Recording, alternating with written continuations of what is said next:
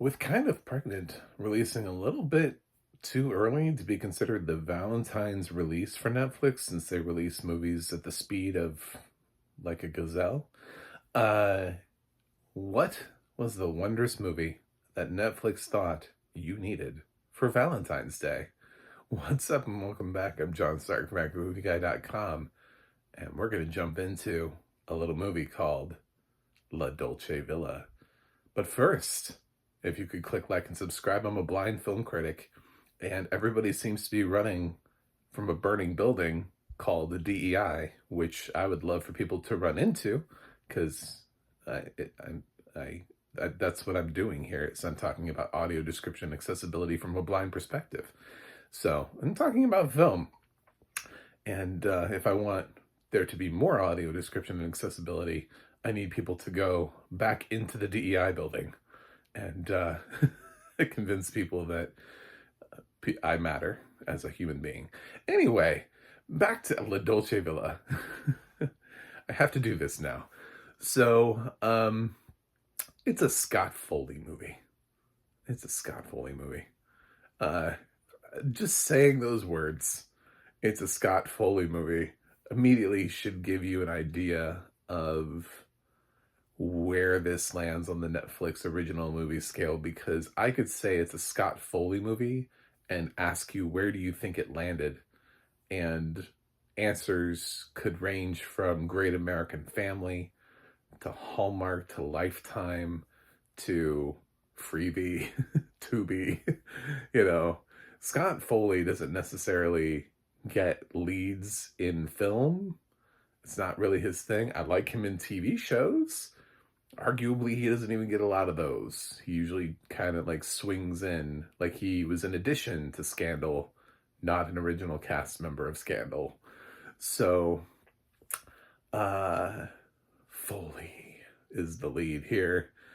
And this movie is, for some reason, I guess because he's in director jail, directed by Mark Waters. And you're asking yourself, why do I know that name? Well, he's the director of the 2004 hit movie Mean Girls. So nothing really makes sense anymore that Mark Waters is stuck directing a film called La Dolce Villa, which is the Valentine's release from Netflix, and they think you're worth Scott Foley. Let's continue. The film doesn't really like to establish characters, basically just likes to get to the point. So you kind of just start off with, feels a little bit like A Real Pain, actually, where they're like already at the airport and you don't get to meet the brothers that much before the thing, although not nearly as well written and with way less intent and purpose, and acting. And he's not supported by anybody here who I actually recognize. I don't know who the daughter is, and everyone else here is Italian. If you're from Italy, feel free to comment and be like, actually, this person is really big in Italy. They just have never translated their career to America. Because that could be absolutely valid in terms of Italian. This whole movie takes place over in Europe, which a lot of Netflix movies do. Usually with a girl, though. I think I commented a while back on they had a growing trend of sending like one girl to Europe to find herself. They were making like a whole bunch of those movies. It's like a whole subgenre on Netflix. So now Scott Foley is off to rescue his daughter, who was already in Europe finding herself, and now she wants to buy a home in Italy. And he's like, whoa, that's a big step. I'm a dad. I'm going to step in here and I'm going to knock that one out real quick and say, nah, I don't know about this. So he flies to Italy. He continues to relay to the only person who seems to work for his business, which is his like black assistant. And I know she is because this film actually has decent audio description and describes people in as much detail as humanly possible. So even though she's only ever really seen in these phone call moments, I knew who she was as a person, and she was giving context. Her job must have been so easy, by the way. Like, what a What did I get? Well, you're basically every time he needs to call somebody on the phone, we're gonna show you. That's it. It's just gonna be you. You represent America for him. Anytime he calls home, he calls you. You're like ET phoning home. That's what this is. You're home. So Scott Foley meets his daughter, who's like, oh God, I should have deleted my Instagram. My dad's here in Italy. Great.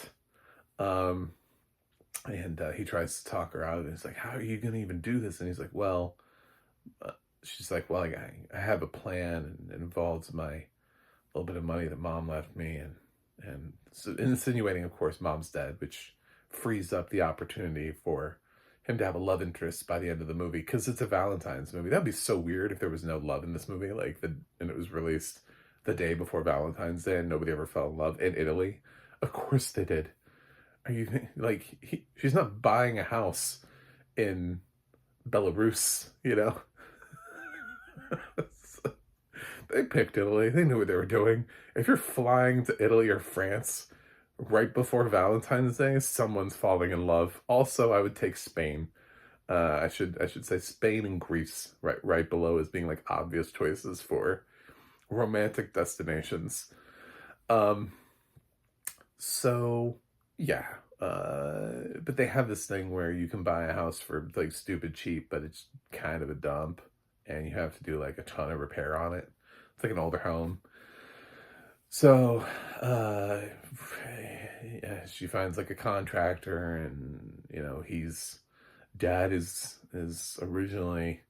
I love that dad gets really into it when they find like this good old brick oven that was used to make pizza in the day, like back in the day in the house. He's like, oh, we could build like a sweet kitchen. I'm like,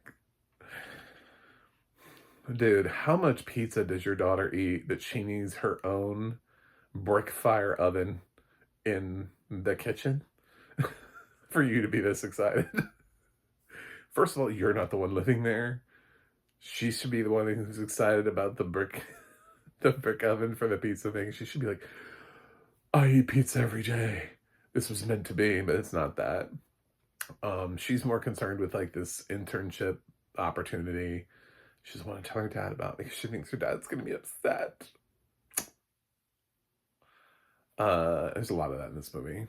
And Scott Foley, meanwhile, is off with the lady who's like the realtor.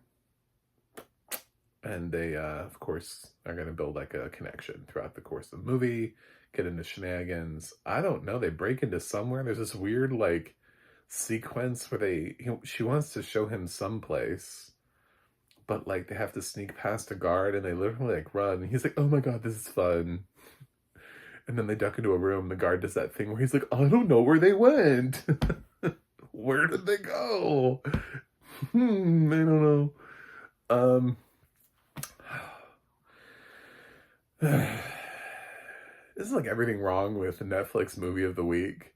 And it's like it could work if there was a better script, if it had more intentionality in being funny, if Scott Foley was inherently funny, instead of being. See, the thing is that Scott Foley is the dude who looks good. He's not the dude who makes you laugh.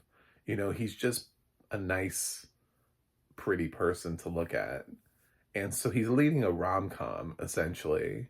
But there's nobody who's doing the comedy portion of the rom-com. So it's just a rom-comish, like it's not too serious to be a romantic drama. Which is actually, I would have gone more that route. I would be like, well, Foley's not funny, so why aren't we, can we do like a Bridges of Madison County thing, like in reverse here? Can he be like the American who goes to Italy and finds love instead of an American finding an Italian in Iowa? But no, that's not what they did. They put Foley into a sort of bland, generic, off the whatever AI belt romantic comedy, and then I guess again, Mark Waters has a gun to his head and was forced to direct this, because I I really don't understand. He had theatrical output, and this is the second Netflix movie that I know that I remember off the top of my head he's directed, and I don't understand why he's stuck here. Girl, run.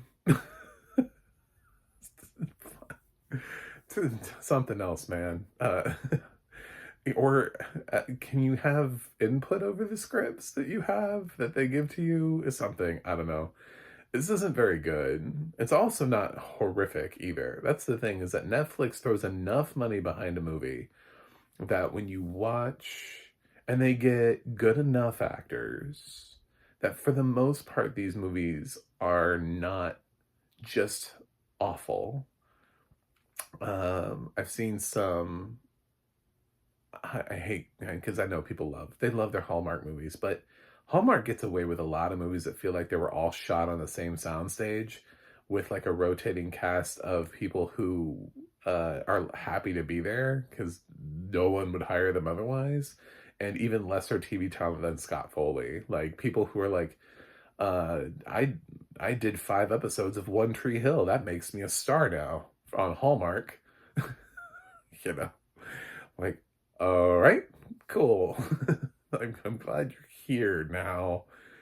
Thank you. Or, hey, remember me when I was on General Hospital 10 years ago? Well, now I'm in a Hallmark movie. Um, so Netflix just takes that formula and they figure out how to like slightly level it up, and that's how their output is. They're like, well, if we just add a little bit of spice to it, we can get away with a pretty cheap movie that looks slightly better than what they're doing. But still, I don't think anybody ever actually approached this movie except for the audio description team of, we're going to make a good movie. Now, the audio description for this is really good. Like I said, it actually has a lot of really great character description. They're in Italy. You know they're in Italy. The humor that they try to find, again, the audio description is also trying to find it. So I like the audio description track, but it's on a movie that but people are going to struggle when they're making their year-end lists of what did I see this year. They're going to forget that they saw this movie. This is a totally forgettable movie. It's made to be forgotten. It's made to catch instant attention, and then the Netflix algorithm will bury this movie because no one's really looking for Scott Foley movies. It's just not something. It's cool because it's new and fresh and it gives you something to watch right now, but in 6 months or 3 years from now, no one's gonna watch La Dolce Villa. It's not gonna happen. Anyway, what am I gonna do? I'm gonna give La Dolce Villa a C-.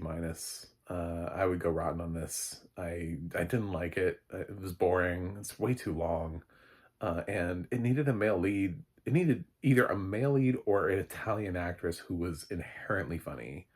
It needed somebody in here who's actually funny for this to qualify as a comedy. Somebody who has a little bit of comedic timing to be able to bounce off of. When you look at all of the great rom-coms, someone in there is funny. You know, someone in there understands comedic beats. I can't find that here. There's nobody here. They could have removed all of the attempts at jokes at humor and just made a romantic drama, and it would have made way more sense, and it probably would be a better movie. If they just played this straightforward as like a widower who flies to Italy to help his daughter build this home of her dreams, and he falls in love while he's there, but he didn't think he'd fall in love. I mean, just flip it a little bit, and you've got probably a better movie that Scott Foley would have been better in. Instead, he's trying to do a genre that he's unfamiliar with. So, thanks for watching. Thanks for subscribing. Remember, inclusivity is not a bad word, and I'll see you guys on the other side.